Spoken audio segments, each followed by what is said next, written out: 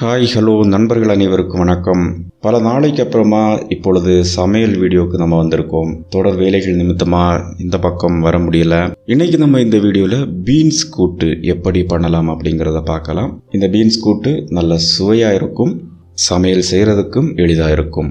அப்படிப்பட்ட பீன்ஸ் கூட்டை எப்படி பண்ணலாம் அப்படிங்கிறத பார்க்கலாம். முதல்ல இப்படி கொஞ்சம் பீன்ஸ் எடுத்துக்கோங்க. இதை 2 முனையும் கட் பண்ணி சின்ன சின்ன பீஸாக அதை கட் பண்ணி எடுத்து வச்சுக்கோங்க. அதுக்கப்புறமா நம்ம அரைக்க வேண்டிய பொருட்களை பார்க்க போகிறோம். ஒரு ஜாரில் கொஞ்சமாக மஞ்சத்தூள் எடுத்துக்கோங்க. அதுக்கப்புறமா கொஞ்சம் ஜீரகத்தூள் எடுத்துக்கோங்க. கொஞ்சம் பூண்டு எடுத்துக்கோங்க. கொஞ்சம் பச்சை மிளகாய் எடுத்துக்கோங்க. அதுக்கப்புறமா இந்த அளவுக்கு தேங்காயும் போட்டுக்கோங்க. இதை போட்டு இந்த அளவுக்கு அரைச்சி அதை எடுத்து வச்சுக்கோங்க.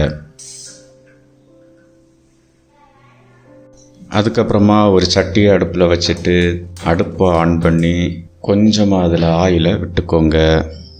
உங்களுக்கு எந்த ஆயில் பிடிச்சிருக்கோ அதை விட்டுக்கலாம். Palm oil, refined oil, coconut oil, கடலெண்ணெய், நல்லெண்ணெய், எந்த எண்ணெயில் வேணுமானாலும் நீங்கள் இதை பண்ணலாம்.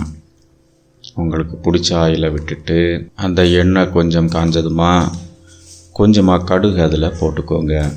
இப்போ கடுகு நல்லா வெடிக்க ஆரம்பிக்கும். நல்லா சத்தமாக கடுகெல்லாம் வெடித்து முடித்ததுக்கப்புறமா கொஞ்சம் கருவேப்பிலை அதில் போட்டுக்கோங்க. இது நாடன் பச்சை மிளகாய் அப்படின்னு சொல்லுவாங்க. இந்த பச்சை மிளகாயை அதில் போட்டுக்கோங்க. அதுக்கப்புறமா நறுக்கி வச்சுருக்கக்கூடிய சின்ன வெங்காயத்தை அதில் போட்டு இப்படி நல்லா கிளறி கொடுங்க.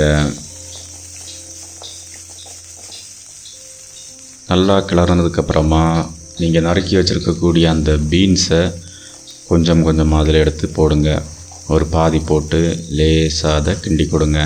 அதுக்கப்புறமா மொத்த பீன்ஸையும் அதில் போட்டு நல்லா கிண்டுங்க. லேசாக அதில் உப்பு தேவைக்கு போடுங்க. உப்பு போட்டதை நான் எடுக்கலை.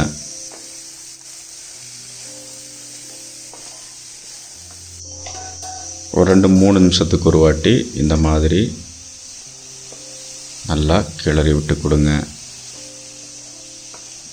பீன்ஸ் கொஞ்சம் நேரம் வெந்ததுக்கப்புறமா மிக்சியில் அரைச்சி வச்சுருக்கக்கூடிய அந்த மசாலாவை அதில் போட்டு நல்லா கிளறி கொடுங்க.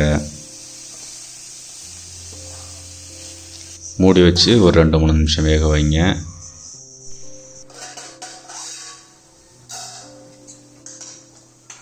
திரும்ப இதை மாதிரி நல்லா கிளறி கொடுங்க. இப்போ ஓரளவுக்கு பீன்ஸ் வந்துச்சு. இந்த நேரத்தில் கொஞ்சமாக கருவேப்பிலையும் அதில் எடுத்து தூவிட்டு லேசாக இதை கிளறி விடுங்க. சில பல நிமிடங்களுக்கு அப்புறமா சுவையான அற்புதமான பீன்ஸ் கூட்டு ரெடி. இப்படி நீங்கள் பீன்ஸ் கூட்டு ரெடி பண்ணி சாப்பிட்டா உடலுக்கு ஆரோக்கியமாகவும் இருக்கும், நல்ல டேஸ்ட்டாகவும் இருக்கும். நீங்களும் உங்கள் வீட்டில் இதை செய்து பாருங்கள். இந்த வீடியோ உங்களுக்கு பிடித்திருந்தால் லைக் பண்ணுங்கள், பிடிக்கலைன்னா டிஸ்லைக் பண்ணுங்கள். ரொம்ப பிடிச்சதுன்னா உங்களோட நண்பர்கள், உறவினர்களுக்கெல்லாம் ஷேர் பண்ணுங்கள். இதை பற்றிய கமெண்ட்டுகளை பதிவிட மறக்காதீங்க. எந்த கமெண்டாக இருந்தாலும் பரவாயில்ல. அப்படி நெடுநாளைக்கு அப்புறமா ஒரு சைவ உணவை நம்ம பண்ணியாச்சு. அற்புதமான பீன்ஸ் கூட்டு பண்ணியிருக்கோம். நீங்களும் இதை பண்ணி பாருங்கள். நன்றி நண்பர்களே.